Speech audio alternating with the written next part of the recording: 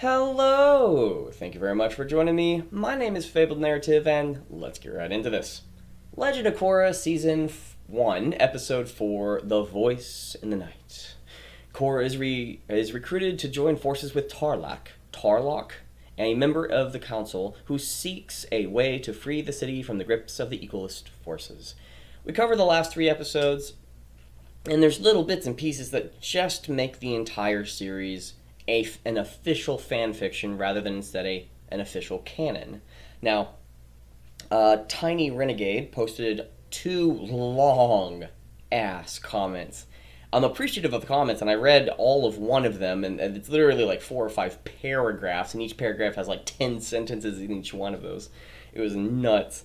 And I only got through about 2 of them while I was like talking, thinking it through, trying to think about this and what about in what seasons and try to see if there's any issues. And, Tiny Renegade, you have my respect. There's some things that I think that is just fundamentally wrong. Like, I think, and it's proven, that bending is genetic, but from that talent of genetics, whatever that immutable characteristic that you were born with.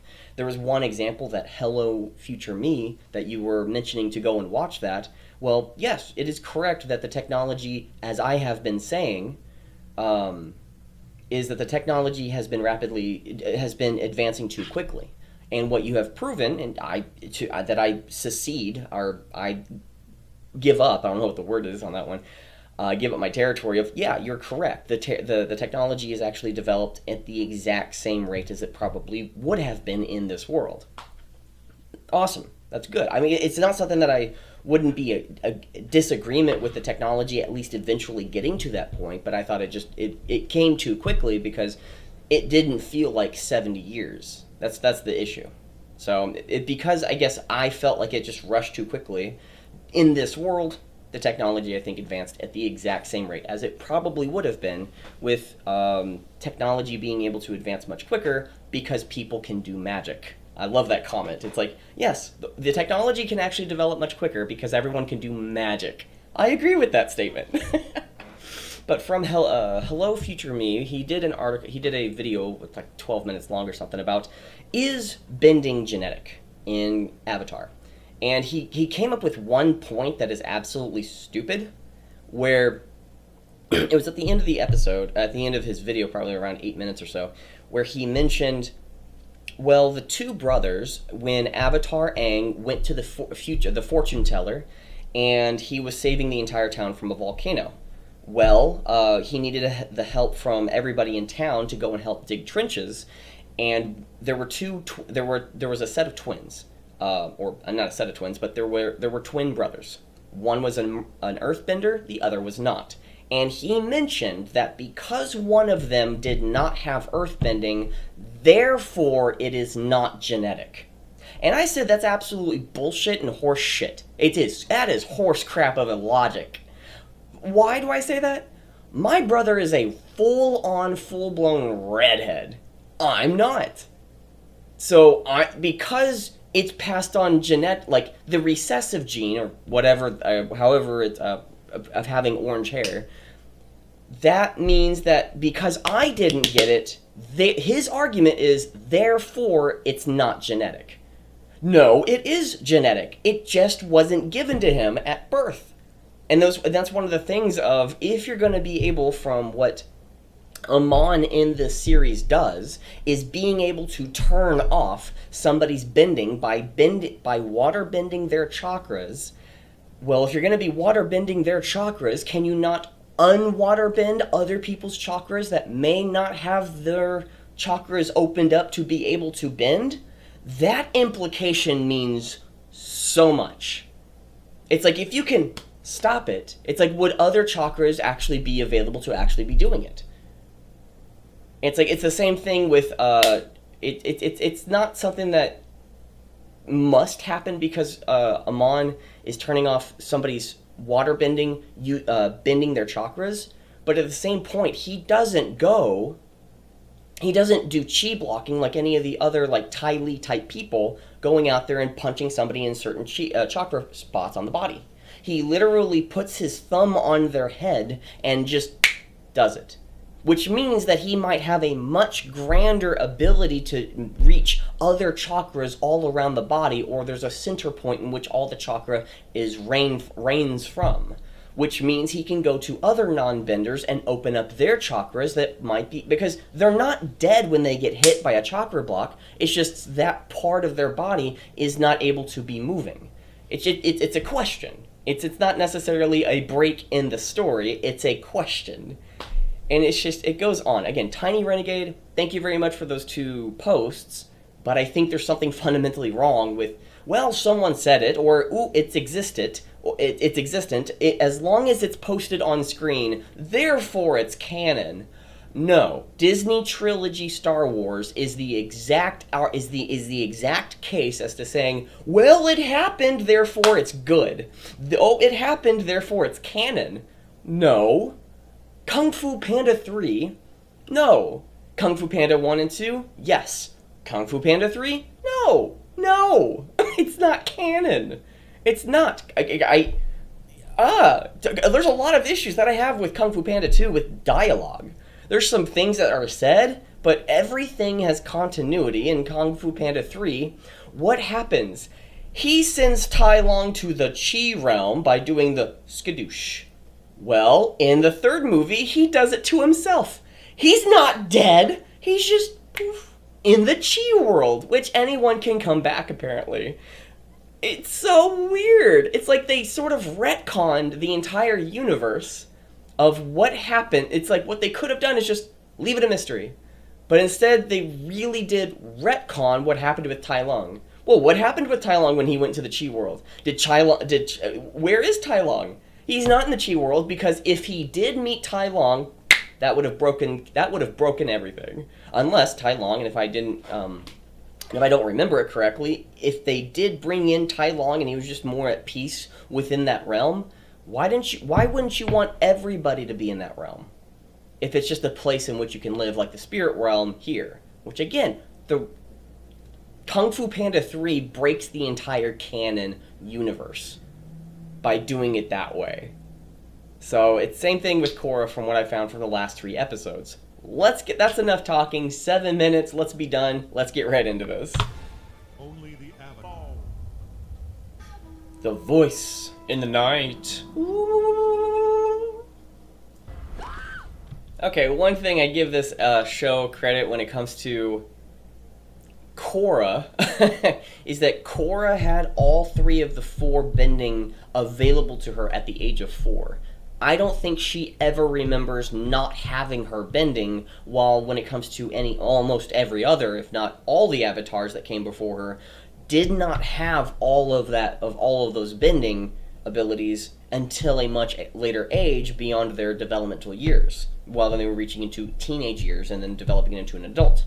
So her being specifically scared, or even more overtly scared compared to Aang, is absolutely in character of Korra. That's a great detail. Wait. Why was Naga in there? Was Naga in there when you woke up? We actually have to check that. Okay, Naga is not in there. Naga is now in there. Okay. I mean, I don't mind that, but what if she woke up in a sudden craze, like in hair all over her face because she's terrified, had a nightmare? Wait, why is she in her clothes? Why not? Why is that the only set of clothes that she has? Did she have a long day and just go to sleep? What happened to her? And that's more of a critique thing. That's like, I don't mind if a show, like if a character only has one set of clothes. It's one of the things that I kind of enjoyed about the show Ruby, at least seasons 1 through 5. 5, I was sort of accepting it, but once the main creator of the show, he passed away prematurely before his show could actually get off and running successfully. I think they did okay with seasons 4, 5. 6 kind of pushed it over the edge of like, okay. I think it was a lot. I think they slowed everyone down. I think the action was cut back. They had a lot more dialogue, which, again, the story I enjoy. It just wasn't the same, and it's one of the reasons as to why I enjoyed it when getting into it. It's just fast-paced action. There's some plot, character development, but it had that fast-paced action. and they kept slowing it down each and every single season. And again, I can respect that, but it's just not the same. It's the same thing. It's like, I don't care if you have the same clothes, but what happened there? It's like, are we to expect that if we see her in bed ever again, she will have the same clothes that she did the day before, or she just had a long day and just went to bed? Like, she's not under the covers, and that adds to something. Or was she under the covers? Oh my gosh. No, she was over the covers, so... But why is she in full... Like, she didn't even take off her waist thing. That's so curious. Her waist jacket. And then Naga's there in the same room, but again, we could have had Naga look up and be shocked that Korra was so surprised, and then have Naga walk over. That would have been amazing.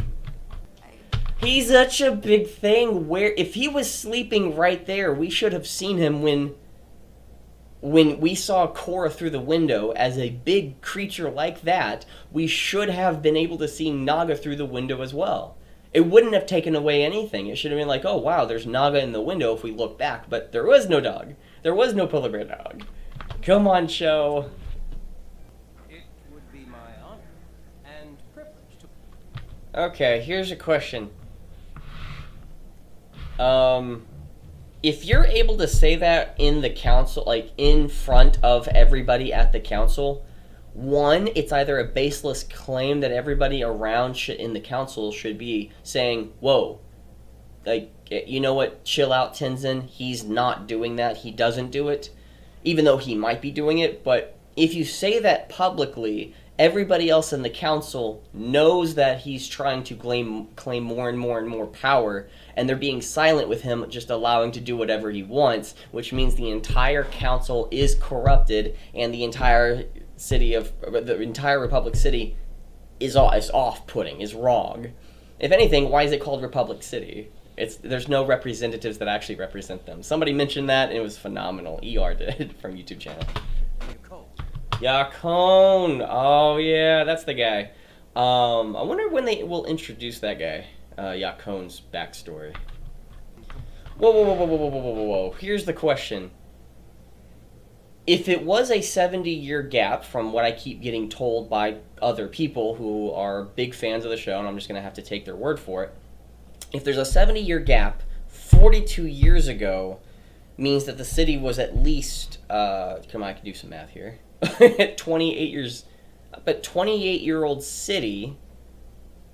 No, that's enough time for it to be established. Prepare yourself to Avatar act. Okay. Okay, here's the question. It's one of those things that you don't have to see it to believe it. It's one of those things that you can just accept it as being true. But I kind of have an issue with this, is, did he interrupt the broadcast by taking over the network?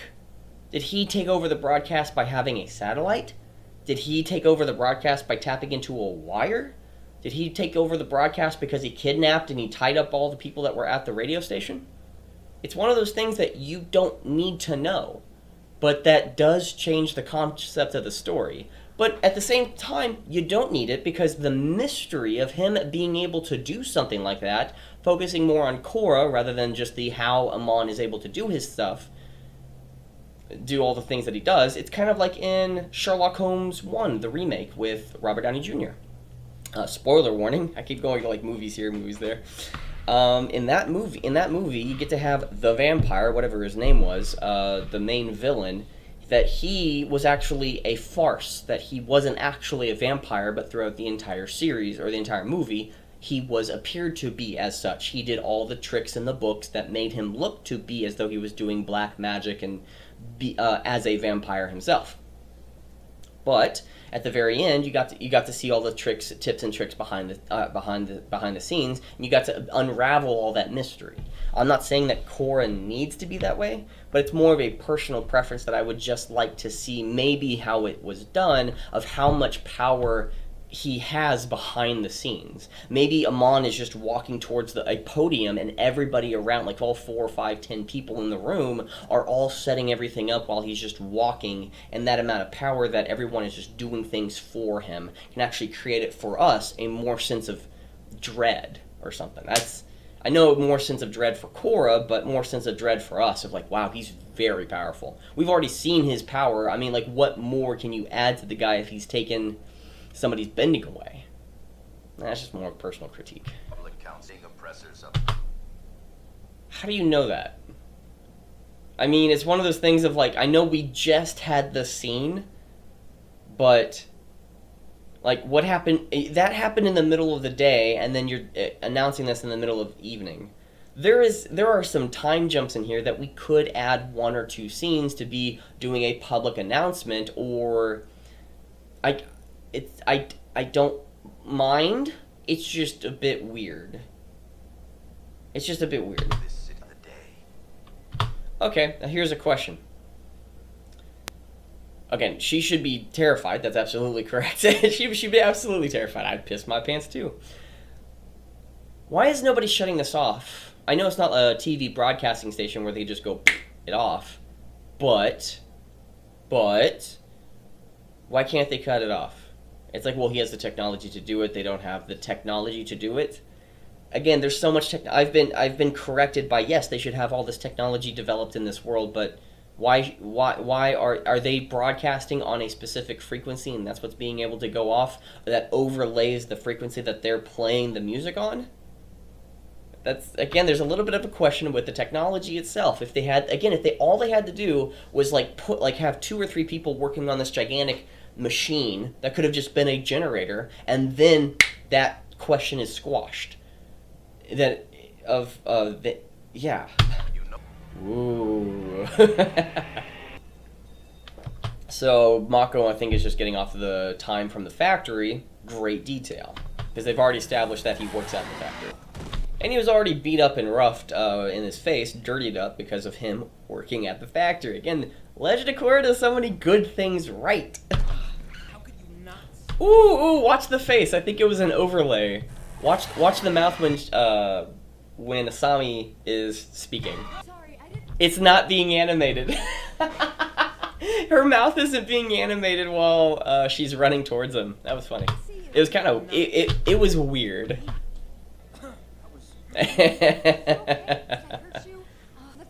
This feels too rushed. It really does. Oh, I'm a very famous person. Oh, I'm a very famous person meeting in one of the most least likely to be of meeting each other.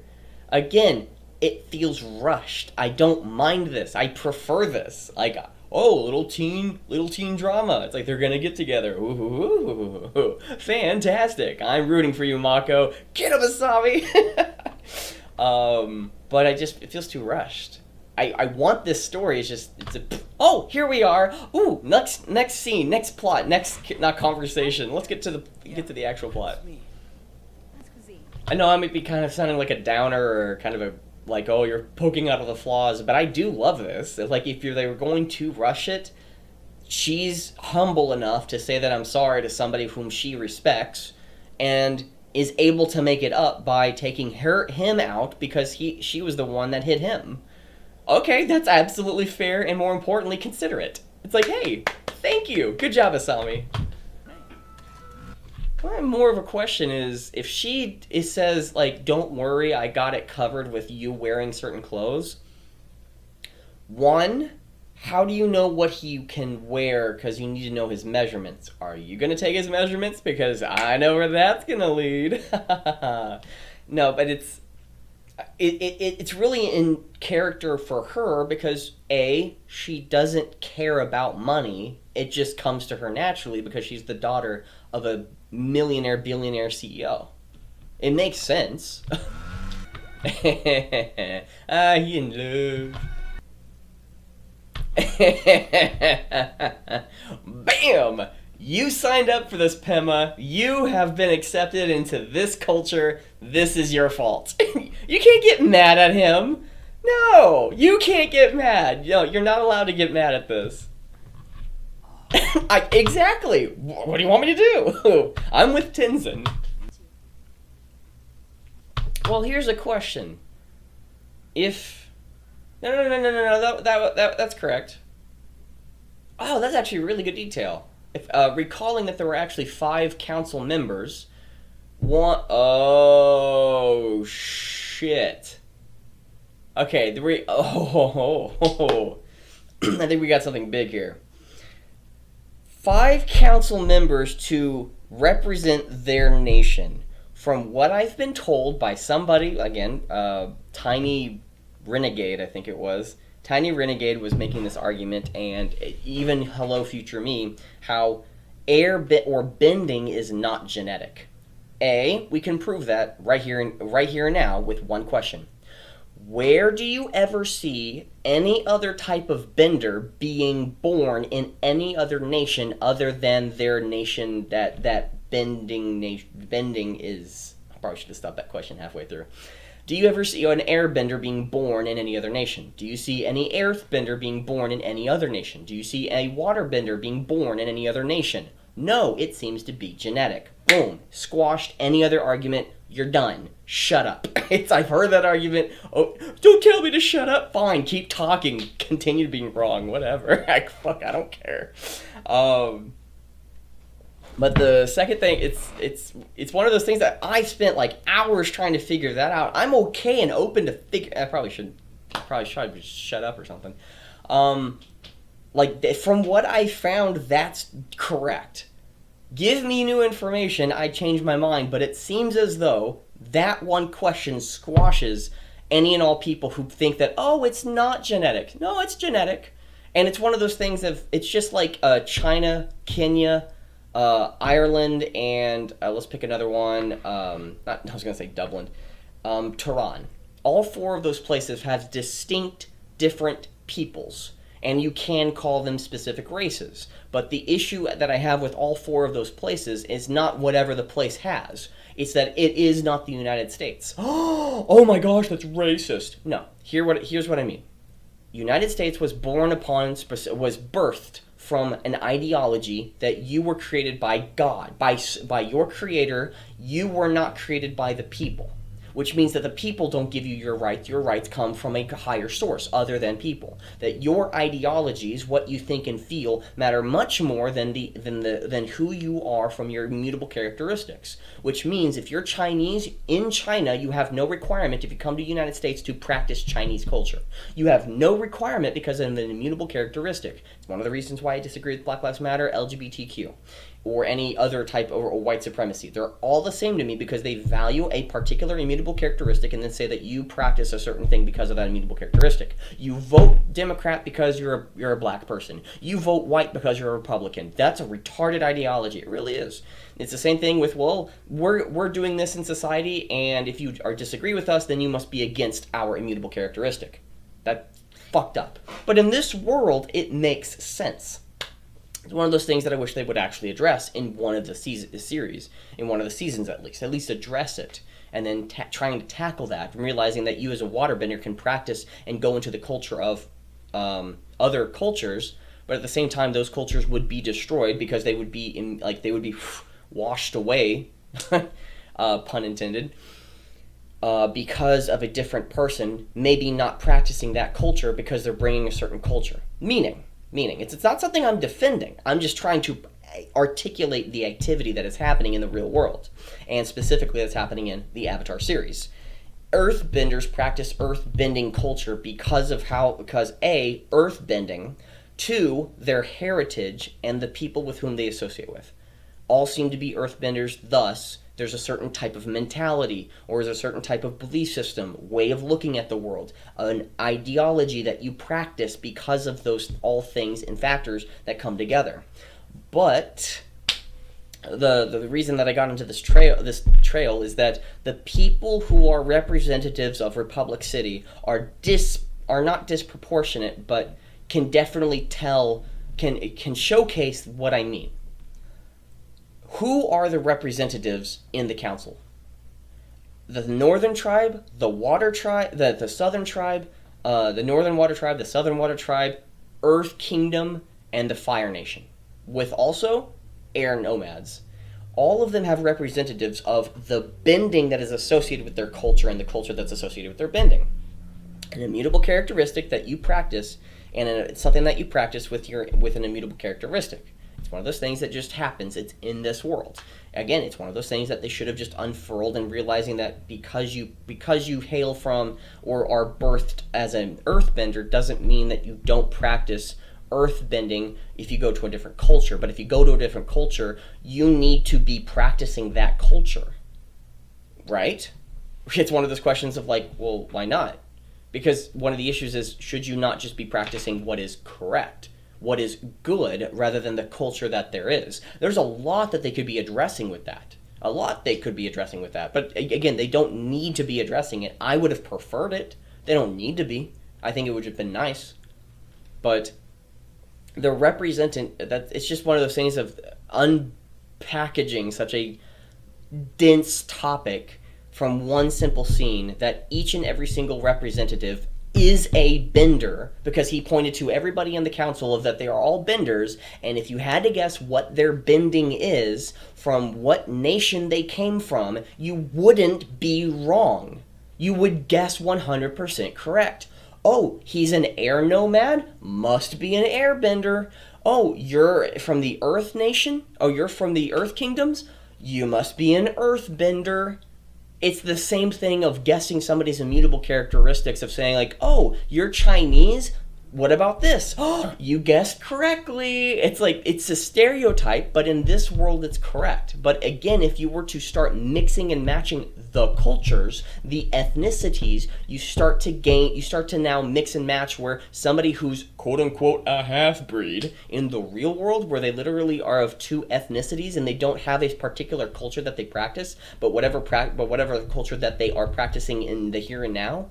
Well, the question should be, well, again, it's like, well, what culture should you be practicing? Why are you practicing that? And some people, and maybe you have a little bit more stingy of people, which again, it's one of those things of like, well, is it within this universe? Again, there's so many things you could go with it. I'm not saying that what I'm saying is correct, but there's so much of a thing to unpack, that you couldn't be able to do it in just one sitting. You have to actually think about it all the way through. If I was going to be making a video essay on this, I really think there's a lot to unpack that you could really cover with this one topic. It is fascinating. I've been reading all about See, one good detail is of Pema giving the face to Tenzin. Well, not Jinora, but the younger daughter. She is giving the exact same face to, not Tarlock, but whatever that guy's name is. adventures in the paper. Happy I'm here. Republics. Ooh!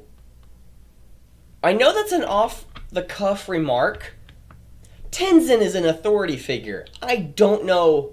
It's like, I know what she means. I think she considers him to be like family.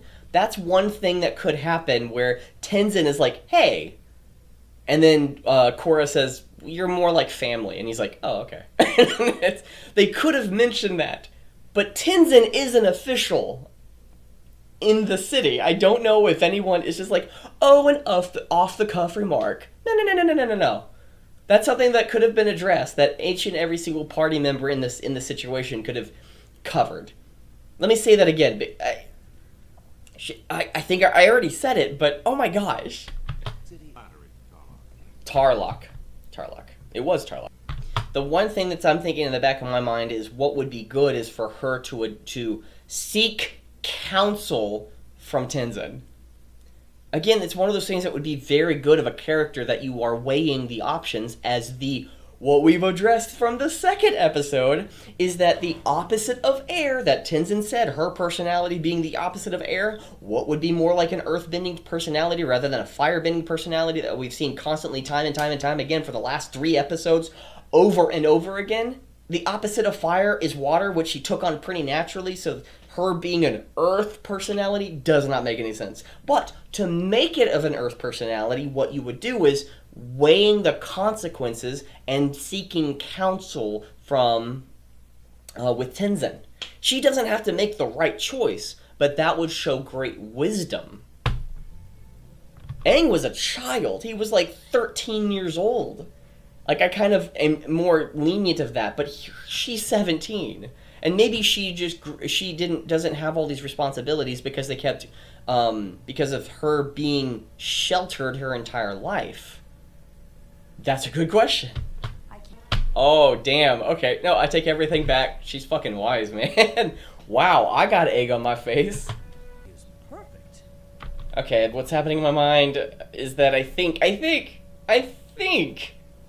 she's only saying this because she's frightened at the situation, which again, it's a precarious situation she's put herself in of that she's claiming to do the right thing, but she's doing it because she's fearful of having her bending away.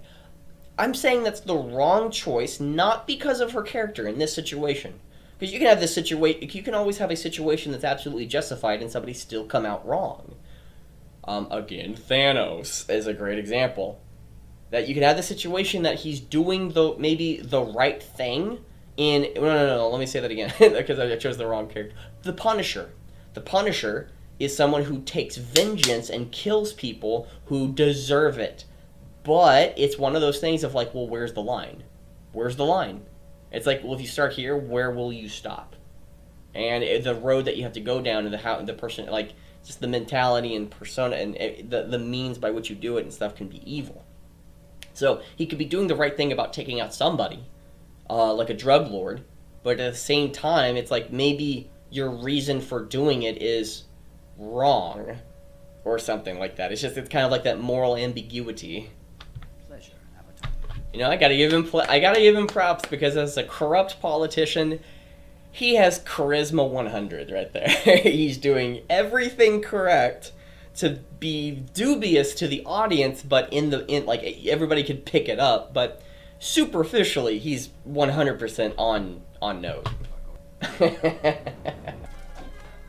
Okay, I mean it's like he didn't do any measurements, but at the same time, it's one of the questions as to how do they know his size?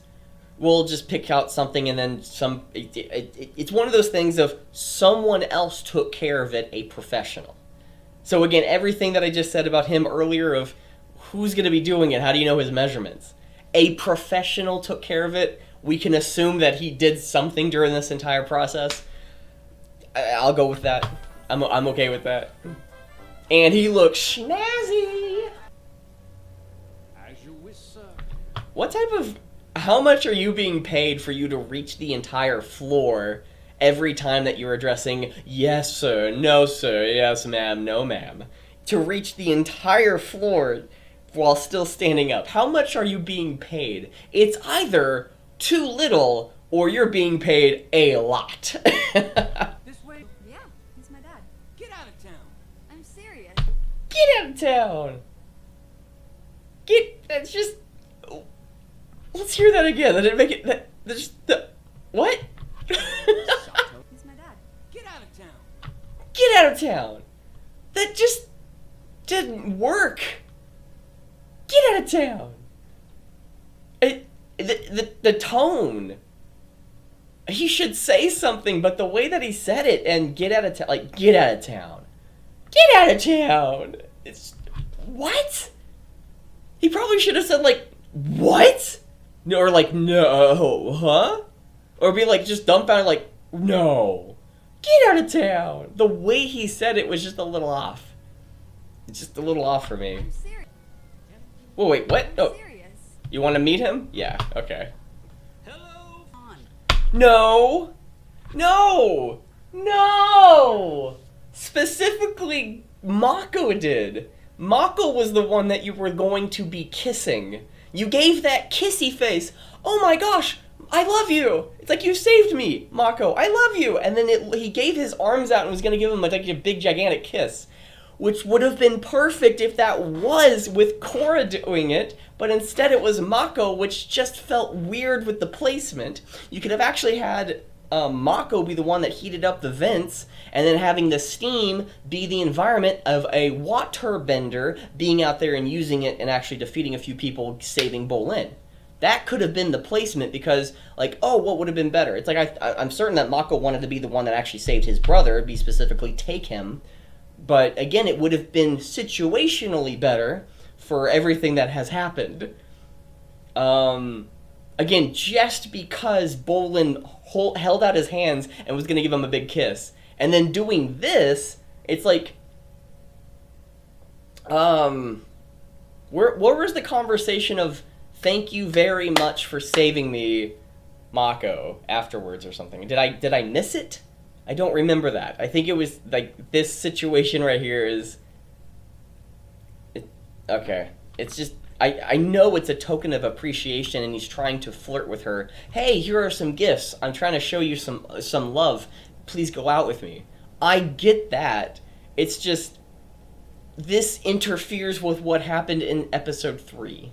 Oh, that? Or no, I think it was the last episode. That is with him. No, it's not like that. That's a good boyfriend. He's just Or a big brother, which, again, it's either one or the other. It can't be both. some old guy who... I do too, Bolin. I do too. And your third pole. Okay, it's just like critique after critique after critique after critique. They keep rushing, and it's a common critique that I have. But what they could have been doing is that while he's roaming around, it's just just poof. We are now in the factory with all the characters we need to have.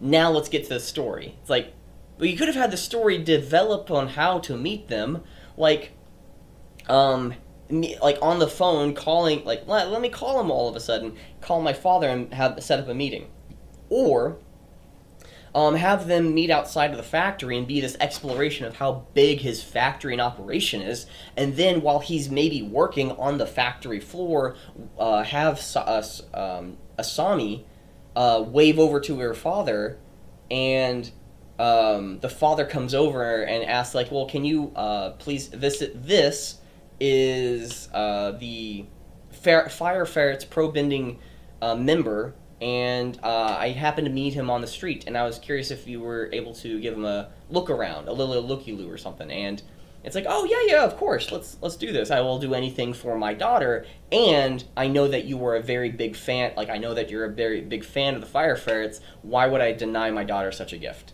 Boom! Why would I deny you such a gift or something, or such a request? Let's go do it. You wouldn't put, like, my daughter. You would just put deny you a request or something. I think that would be much better. Young man, it is nothing. What good news? And again, that's for what has just happened. Saying tell him the good news assumes a bunch of things that have happened from the situation. Again, something that they actually could have had, or again, the way that they set it up. What I just brought up was actually worse than what they could have had if they set it up the way that they did. Meaning, by Asami mentioning that tell him the good news, that presumes so many things. That presumes they had a conversation, they set up this entire event, that for them to be in this exact situation right here and there, it explains why they were here. Again, it's a great line. It's a great line to have with this. My daughter, it's in the tournament. Ooh, that's even better. Rather than just getting them alone, he's actually going to sponsor, which means by sponsoring, they say, oh, here are the Fire Ferrets, sponsored by the Sato Corporation, the Sato Machine, whatever his corporation's called. Are you serious? Great line, buddy. Talk.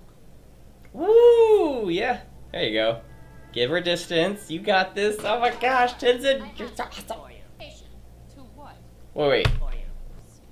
Okay, if she's that creative and that skillful by just using her foot to smash it on the ground, knowing and executing a turnaround of the one location she needs, I am so baffled by able to do that without even without hesitation. It makes it very curious as to if she ever fails when it comes to earthbending to any other target. For example, when she fights Kuvira. I'll just leave it there. If I remember that fight correctly, she just uses a few fights and she's off her she's down in her luck. But again, all the skill of being able to just smash the ground, twist the person around, and then kick them with your other foot. I'm baffled by how she was able to lose if she is this skilled with it, just of such a natural ability, which again, she's had it for her entire life. It wouldn't be, I would be against that if we were to recreate it, but for here, she has had it for her entire life, so just keeping that in mind as we continue. I think it's more of a, okay, both of them are looking at her, and then now they're not looking at her.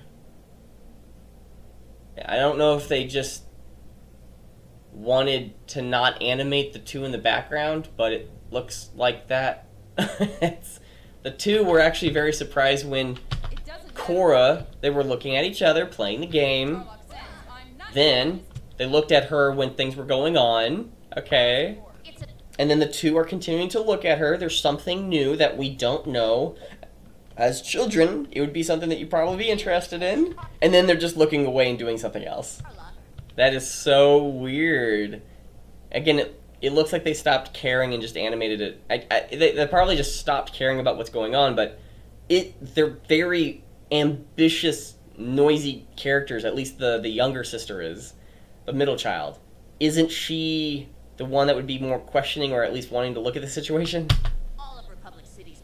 Why? Wait, all of Republic City's movers and shakers will be there. In your honor.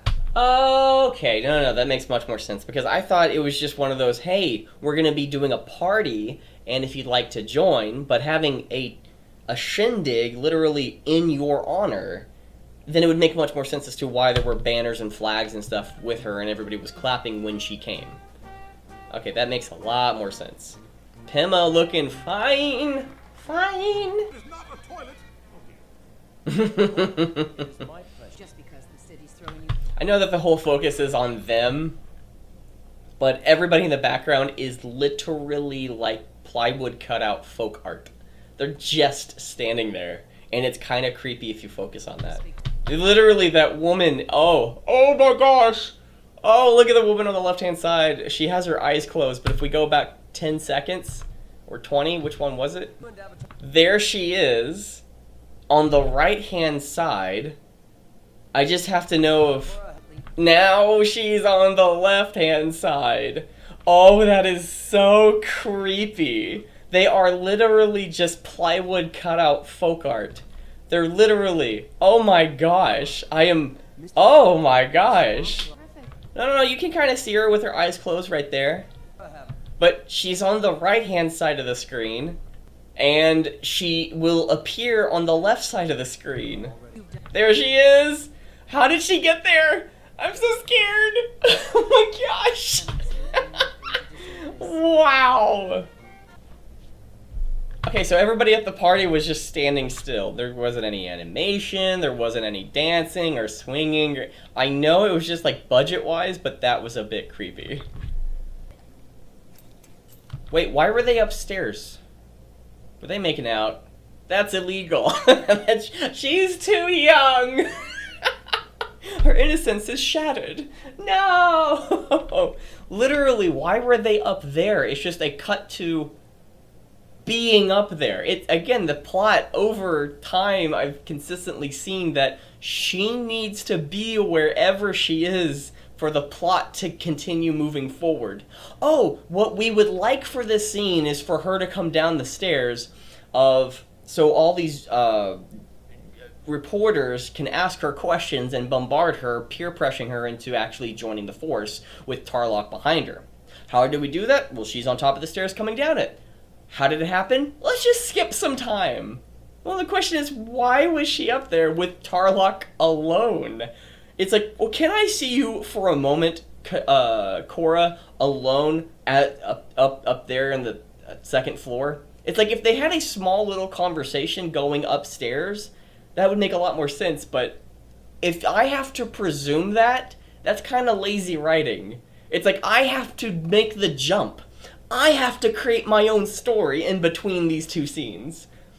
It's like you can do that for great fan fiction, but can you try just a little harder? I know creating this entire thing requires a lot of work. I'm not mocking any of the animation. I'm mocking the story writing. Avatar Korra, Actually, I was mocking the animation because of literally a plywood cutout folk art, literally copy paste of the same woman just jumping behind. That was so creepy. Do you think profiting is more important than fighting? Okay, here's something that actually changed the plot entirely. If the entire equalist movement would have been squashed in this one moment, if Korra came out and said, which again, the entire plot pushed her to do it, but it's one of those situations of like, ooh, that's a very big issue of putting her at this very critical point. Of Tarlok, I think, pushing her only because he just wanted to have more power, not realizing that Amon was actually his brother. Spoiler warning. And spoiler too late. There's so many spoilers here.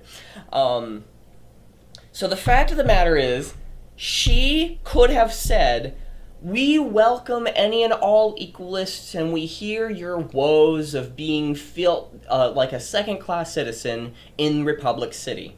If by saying that or something like it, or bam, all of the equalist movement would have been crushed. If they acted out, which again, he set up all these plans to literally punish them, but at the same time, it's like, we hear your woes. The equalists are, as of right now, they haven't rioted like Black Lives Matter. Black Lives Matter has rioted. I think $900,000 worth of property damage, and or $900 million, $600 million worth of property damage to 1,500 or 900 police hurt and 20 people killed because of the riots, the pillaging, the plundering, the looting, etc. So again, Black Lives Matter is a legitimate terrorist organization, or Antifa is at least, because they are using fear to change your mind. And if you don't vote a particular policy, if you don't vote for a particular point of view, that's terrorism. So if that's the case, and they're like Black Lives Matter and Antifa, the organizations, then that means that the way to squash their political organization is to just saying, well, I am here for you. Please tell us your woes, because we know that it's very we to say something of relating of making it look like we're on the side of the equalists, but at the same time, if the equalists did anything wrong, there's a lot that could go with this. I'm not saying there should have been any other way. Actually, thinking it through it, but it really does bring a really good concept for it all. It really does. Tarlok, you sneaky bastard. Why does everyone have a helmet except for the two most important people in the entire fucking planet, or at least in this Republic City? Why not?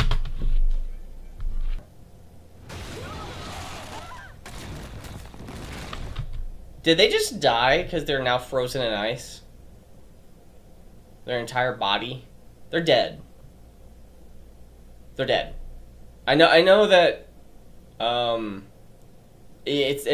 physics are a bit different, and it's just a cartoon and stuff, because even Katara, when she froze herself and Azula at the very end of the last season, and then breathed out and made her body liquid, made her the water around her liquid while chaining up Azula. It's just, they should be dead. That should be dead. I challenge you to a duel. I don't know if I'm going to be doing any more episodes. Like, it's just, this feels too rushed. She wins one battle and her ego is extreme and she's able to overcompensate the fear that she had. And then, fine, let's just duke it out. You and me. No one else. Nobody else around. And it feels like as though she needed, like the plot told her, like the creators of Michael and Brian are puppets saying, we need you to speak like this, rather than something that would actually happen. Because even Tarlok in the back is a bit puzzled by this. It's like, her ego is too extreme. I don't like her character. Wait, it was... Whoa. No. He was baffled and puzzled. Look at that frowny face. Yeah, his face was startled, like, what are you doing? The next scene, he's all happy looking at her with, like, yes, this is exactly what I want. Okay, she was literally fearful of it, and then now she's able to conquer all of it. It's like, again, she either has to be overcompensating, or she literally forgot the fear that she had, or it's not that you can forget a fear. It just, My father's. And it's all I have. Wait. So a week has passed? I mean, I know, again, it's a good way to give exposition while being very natural and fluid. It's like, don't you remember this thing that I gave you a week ago? Which, again, people tend to forget things a week ago. If you said, like, yesterday or something, specific time frame. But, so a week has passed in an entire episode. Wow. Time just needs to skip for however we need the plot to keep moving. Nothing is more romantic than remembering how, oh my gosh, we have dead parents. I know it can be an incredibly bonding moment, but that is...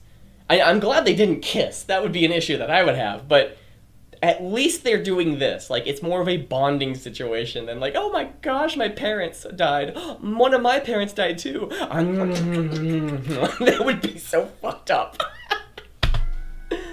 What do you mean by safe? Why? You saying it doesn't mean that. It's if anything, you feel so safe with him is a play on words because he said that he felt so safe with the scarf and you clutching at the scarf. It's a very bonding moment, but I would love to see it. What do you mean by that? Like a relationship of just feeling comfortable with, it's just a whole week went by? It looked literally by a whole day. It looked like a whole day went by. Well, I guess if we broke it down because they had dinner and then the next day they went to the gala, but wasn't the gala the same day? Right? And don't follow me. Why? You have not up to this point in episode 4 proven yourself to be capable with your mind, with your thoughts, with your wisdom. You have no wisdom. You're stupid. You've made the wrong decision over and over and over, but because you have the label of Avatar, therefore you're correct all the time. It's, again, Avatar Roku, the Avatar that came before Aang, when we saw him in his compilation, he was working with his mentors. Korra is the second worst Avatar, right above... It's just like her adolescence. She's just terrible of a character. Avatar Roku was able to listen to her masters, but Korra literally challenged somebody and was like, I gotta do this. Why? Because I've got to. Why? Are you fucking stupid? Like, what's going on? Face him on alone. I have to face him alone. No, you didn't!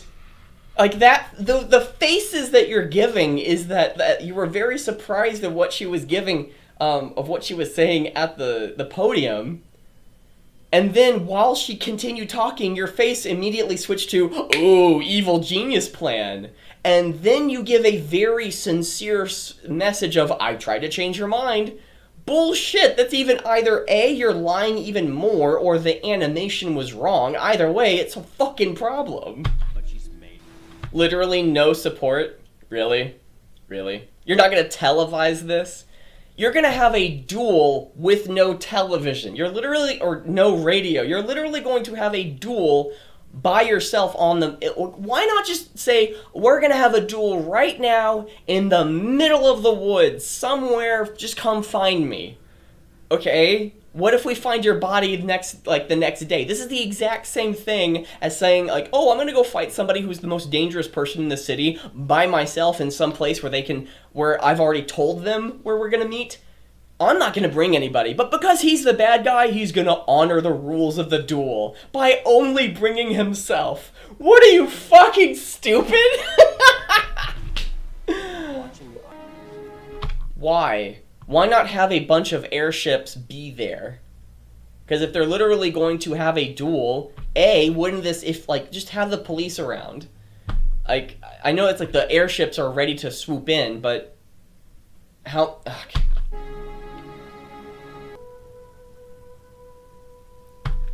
Okay, I'm okay with only having like 9 bells rather than 12, because... Again, because they were fading out the noise, then you can have it where it's just where time lapses. Perfectly understandable. Wait, she was on top of the building. Why did she just teleport all of a sudden to the bottom floor? Wow, that's kind of evil. Kind of look like a gangbang. It's like, oh, we're gonna get ya. It's like, oh my gosh. They become a martyr. Again, Amon is a phenomenal villain because he's able to think all these things through. He's a smart villain. His reasons are understandable. He's smart and intelligent in his approach. He's a villain where it's like he's a villain that I would love to root against because he's actually really good at being the villain. What the heck was that? What happened? Like, what happened there? Or you.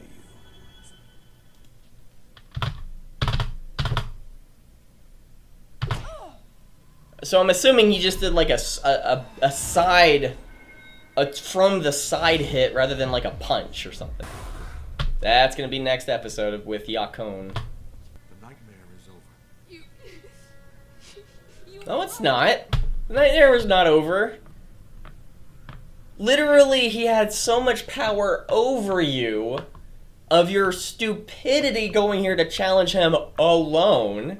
How long did it take Tenzin to get in here? He just happened to be in here. Did he see something from afar? Quite literally, oh my gosh, Tarlok said he was going to be bringing, that he had airships filled with police force to come down if there was any of an issue. Why did Tenzin get here first? Where are the police? What was the notability for you to even come, or was it just a curiosity's sake? Like, fuck the police in this town. Wow. It's like I'm on the equalist side. Not because the police are evil, but they're being ran by fucking horrible council members. Not too much like our world right now. I've been scared this whole time. The most difficult step in overcoming them. That's a great transition. Wait, what type of what? No, go back. Oh my gosh. Back to, no, I don't want to browser. Stupid Netflix. Come on. Okay, whatever. We're done. Okay. The issue that I had at the very beginning of that one was from that scene is that it had that transition, fade to black, and then credits. It's like, wait, what? It's just, it kind of upset the mood there. Again, that was more of a personal critique than anything else. I think that was one of the better episodes of any of them. I was actually watching it.